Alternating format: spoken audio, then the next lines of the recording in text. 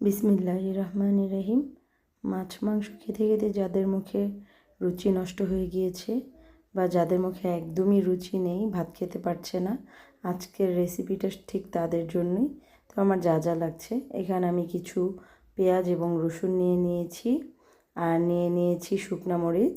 শুকনা মরিচগুলো আমি পানিতে ভিজিয়ে রেখেছিলাম। এখন এই সবগুলো উপকরণ আমি ব্লেন্ড করে নেব।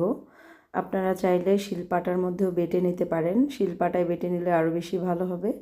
তো আমি একটি প্যানে পরিমাণ মতো তেল দিয়ে দিচ্ছি।